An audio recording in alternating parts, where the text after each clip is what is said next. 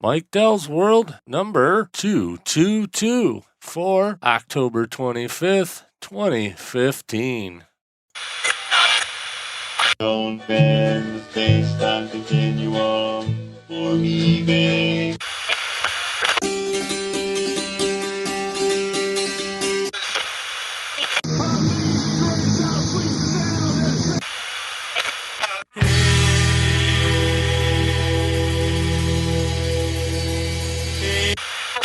Quit screwing around with that thing. You found Mike Dell's World. Good morning, good evening, good afternoon, whatever the case may be. This is Mike, and you're listening to Mike Dell's World. And yeah, it's 222 episodes. I'm sure there's more than that, but those are the ones that counted. I haven't really done a lot of these. I tried doing that dog days of podcasting thing, and kind of petered out after a few days. And this podcast is what it is. I just get on and talk about whatever and whenever. So a lot of things going on in my world here lately. Doing a lot of construction projects around the house and all that good stuff. Still haven't replaced the Subaru from the big storm. A tree dropped on it and crushed it. But did get the tree out of the way and cut up, got some firewood out of the deal and all that. The insurance paid for the car, and we're sitting pretty. And my wife, we're down 2 cars because my wife got a new job, one that she likes a bit more and pays a bit more. So she's happy, but one downfall of that is she had turned in her company car. So we're actually down to 2 cars. That's not normal for us. Usually we have, at least one extra car laying around. At some point I'm going to pick up something. I don't know, maybe an older pickup truck or I'm actually thinking about another Subaru if I can find one with a stick shift. I really do like the stick shifts, but I haven't had one in a while. The last one was that Mazda pickup truck that I had, and I kind of miss it. So Subaru tends to make stick shift vehicles with all the options, whereas a lot of the other companies that do stick shift vehicles, new or newer, the stick shift ones were the bottom of the line. They didn't have cruise control, or they didn't have fancy radio or whatever. I guess I don't need the fancy radio. I can always change that, as long as I got an input for my iPhone, iPod, whatever, iPad. I use my phone now for everything, pretty much, as far as listening to podcasts. But anyway, I always liked the stick shifts, and I always wondered why it is. I looked at Ford Focus, the new ones, and they do have a stick shift version of the Ford Focus, but you can't get it with cruise control, or at least not on their web build your car thing. You can't build one with the stick shift if it has cruise control. I don't really understand that. I mean, there are people out there that just want a manual transmission. Now, if you pay for a more expensive car, obviously, Porsches, you can get any Porsche with a 6-speed manual, and that's great. But I grew up driving manual shift. I mean, the first vehicle that I ever learned to drive on was a 1964 VW Beetle, and that had a stick shift. And then, was it the next one? We had an old wood hauling truck. It was a 1941 Ford. No, I'm not that old. Just happened to be that we had old cars. But we had a 41 Ford 1.5 ton or 2.5 ton dump truck. I don't know. It was a stake truck, and they put a hydraulic cylinder on it and made it into a dump truck. So it was a lot easier to unload the wood that way. But I actually drove that a little bit when I was a kid, pretty young. And then, my first real car that was mine to drive all the time was a 74 Chevy pickup truck with a 3-speed on the column, no power brakes, no power steering, no air conditioning, no cruise control, AM radio. It was that was the basic vehicle. And when you're 16 years old, that's great. No problem. But now I kind of, enjoy the cruise control, if I go on a long trip. Definitely like to hit the cruise. The problem with me is I speed up and speed up, speed up, or I go too slow. I can't really hold speed well without really concentrating on it. So, if I'm going up to, say, Petoskey, which is 50 miles north of here on a 2-lane highway, I'll find myself doing 45 if I don't kick in the cruise, or 65. It just depends on conditions and what I'm thinking about, what I'm doing. But if I have cruise control, I set it at 55. I just set it and forget it. And like I said, I just don't understand why the new cars don't come with cruise control if they come with a manual shift. There ain't a whole lot of manual shift cars out there in the lower end either. Or, well, there are, but you go to a dealership, you'll never find it. It's like 2-wheel drive pickup trucks. I don't know about where you're at, but where I'm at, it's almost impossible to find a 2-wheel drive pickup truck at a dealership, new or used. I mean, up here they just don't sell, or they don't sell very often, put it that way. But you go to a dealership here, like a Ford dealership, and I'll bet you there's not one 2-wheel drive pickup truck on the lot. Because, like I said, they don't sell. You don't need 4-wheel drive up here. I got along last winter just fine.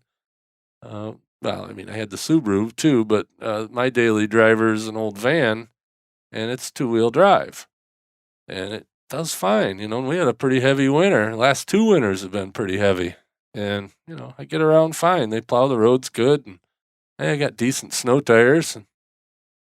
So, I mean, you don't absolutely need 4-wheel drive. It's handy. And, we always have at least one 4-wheel drive in the crop. And right now we've got a 99 Escalade. I've talked about that before, but got it cheap at a estate sale. And, and now it's 16 years old, but it's still kicking. Kathy drives that now daily. Luckily her commute's pretty short. I think she has to drive about 3 miles from here to work.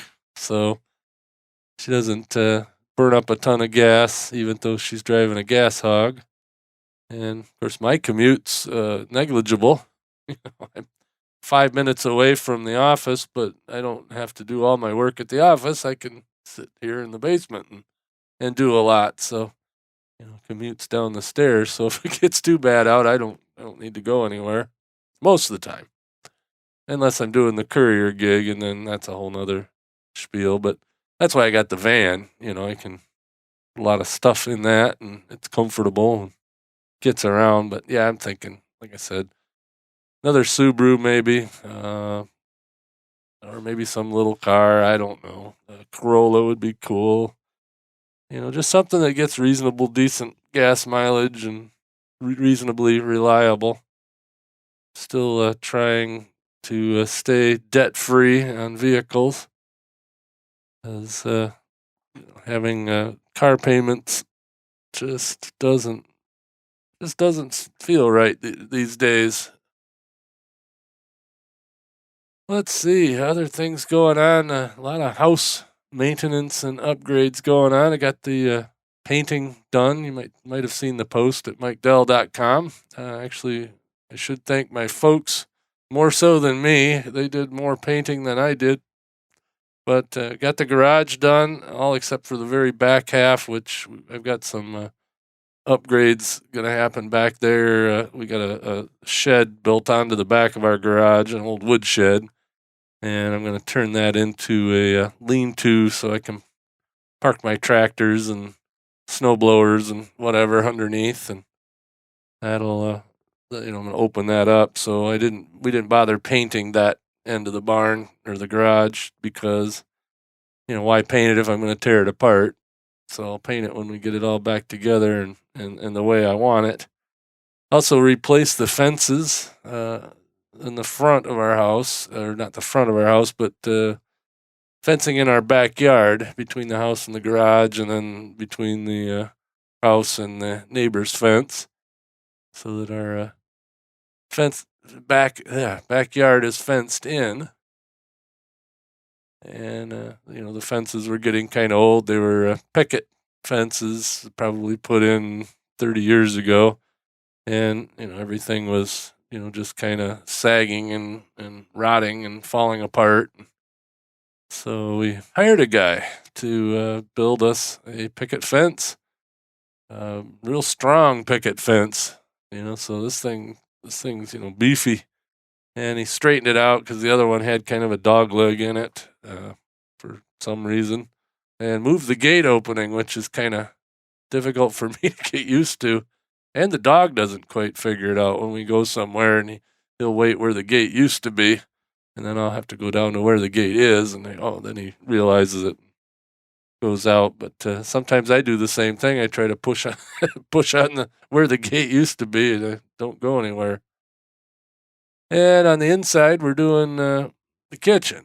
I know I probably talked about that last year, but slowly but surely, we are getting the dining room, which is an addition to our 1940s log cabin here.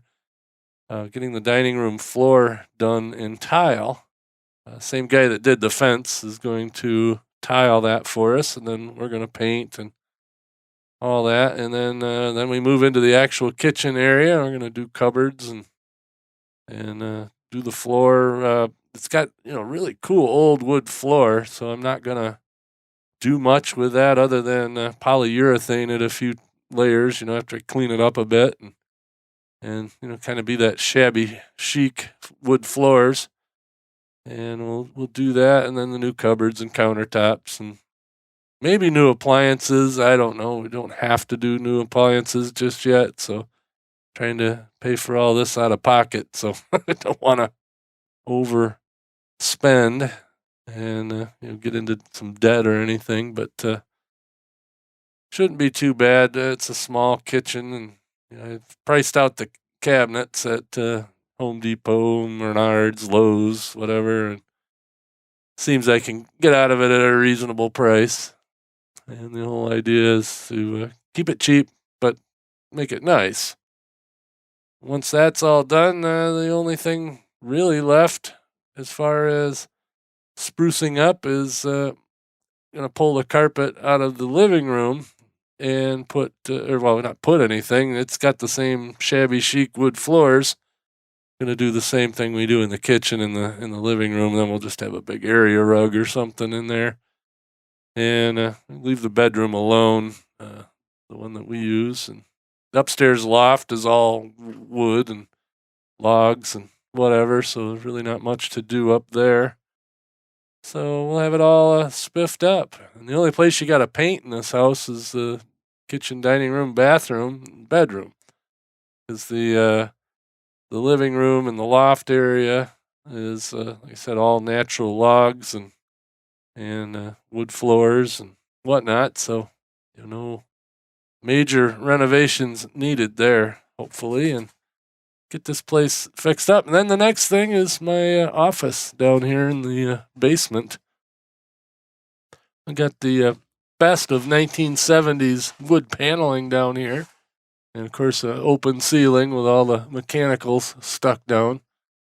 I had to do some mechanical work, so I want to leave it that way, even though it's not pretty. It's certainly a lot easier to work on stuff when you can get to it. I thought about boxing it all in, but then, what I did yesterday, I had to clean the drain pipe from the sink out.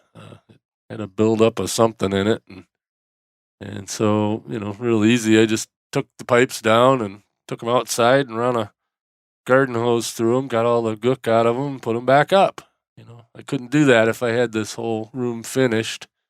So I'm not going to finish the whole room on the ceiling, but I am kind of keen on getting the paneling changed, maybe. I don't know, or maybe paint over it. I don't know. I guess it doesn't matter. I'm not doing video down here that much. And when I do video, I've got a big black curtain behind me.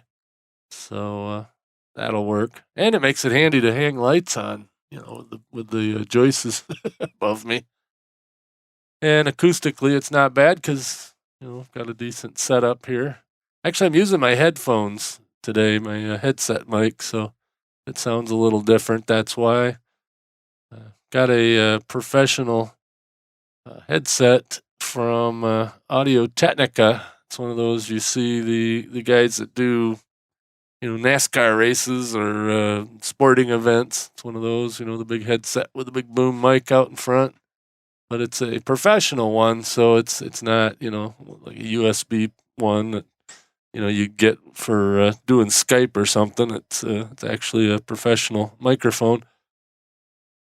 And, I got that because we were doing the CES show, or we do the CES show every year out there for Tech Podcast Network, and that's what they have in the traveling bundle.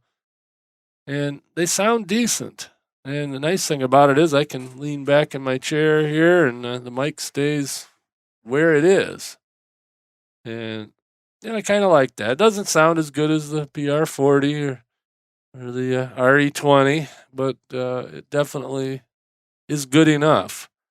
And that's the thing. We were talking on Podcast Help Desk. I was talking with Rob Walsh. In fact, that interview just went up yesterday.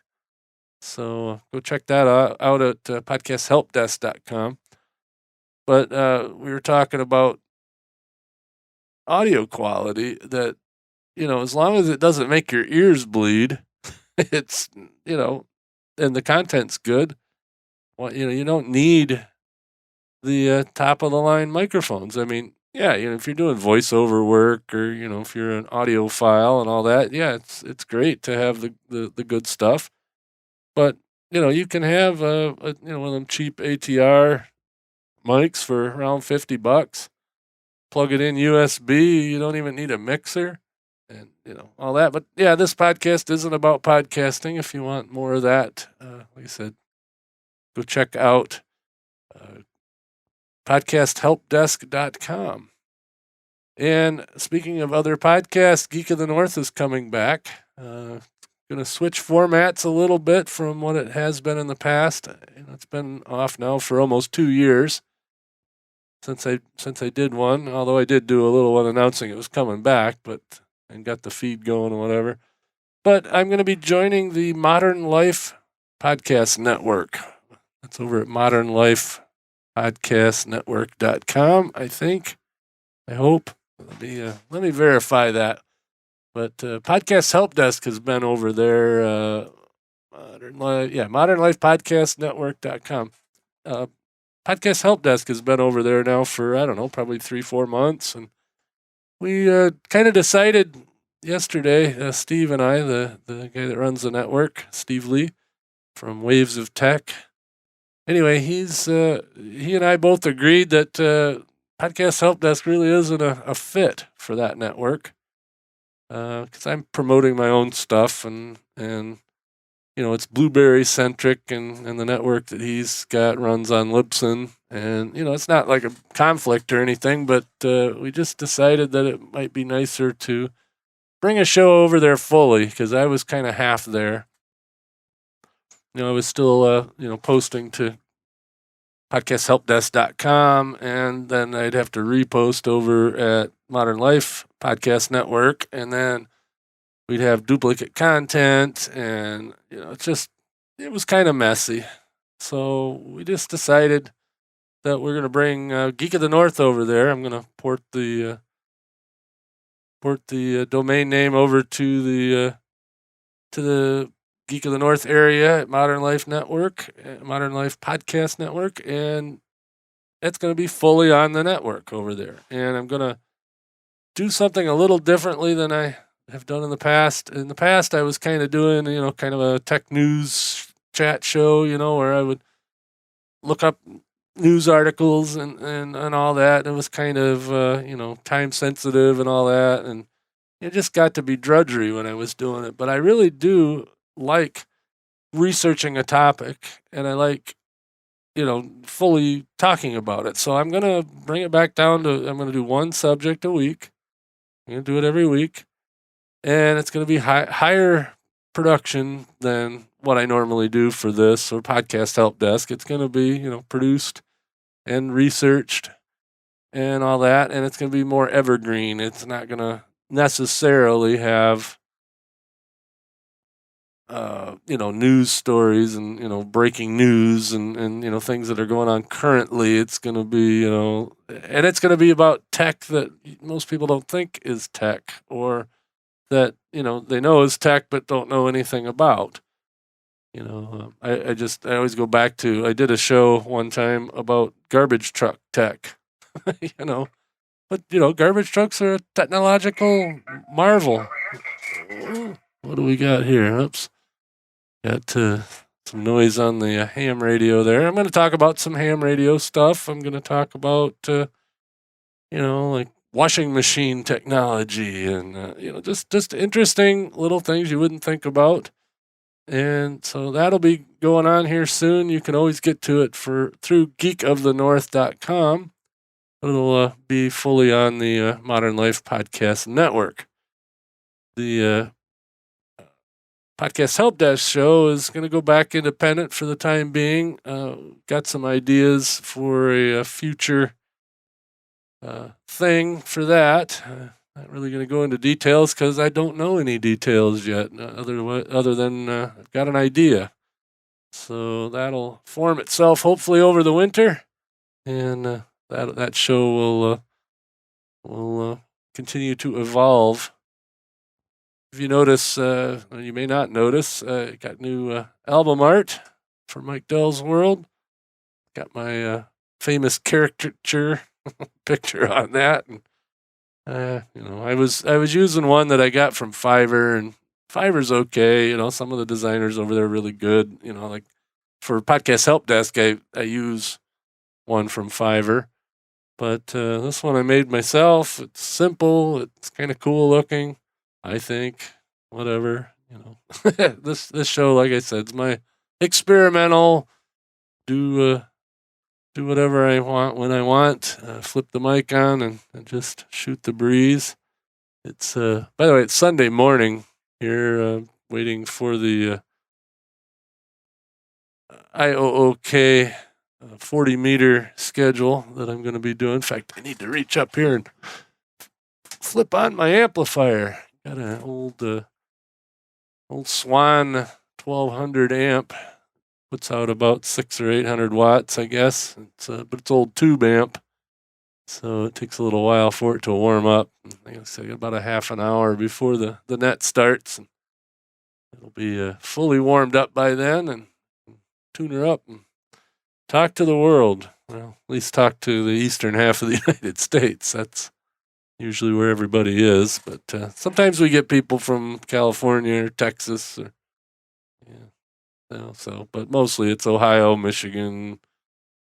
I don't know, a few other places around the eastern half of the United States. Didn't want to talk about that either. So I guess that's going to be it. Keep an eyeball at geekofthenorth.com. Like I said, right now it goes to its own website, but it's going to move to Modern Life Network probably in the next week or so. Hopefully I can get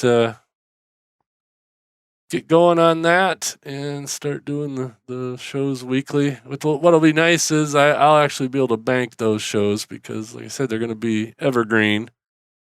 So hopefully I'll get a whole day where I can record 4, 5, 6 of them and keep them queued up, and that way I don't have to cram to get one out. With the podcast help desk, sometimes it's oh geez, I got to get the show out. I've got I research all week. I keep a Google Doc open for each of the shows that I do, and if something comes up, oh, that'd be great for the show, I cut and paste it into that, and that's how I do that. So I'm always show prepped, just sometimes don't get to record. So hopefully hopefully with Geek of the North, I can, just like I said, do that in batches. Try to do 4 at a time. And, keep that going. And that'll be a lot of fun to research. I'm sure I'll learn a lot, and hopefully my listeners will as well. So, anyway, with that, I'm going to call this a podcast. Thanks for staying subscribed all these years, for those long-time listeners. And any new listeners there, these things come out when they come out. I try to put one out a month, and then sometimes I go have a blast of 2-3 of them in a month, and sometimes they skip a month. I don't know. But it's just basically my fun stuff. And a lot of times I play some music and, talk about a particular topic. But today I just want to kind of update what's been going on in my world. As the title of the show, this is Mike Dell's World. Catch me later.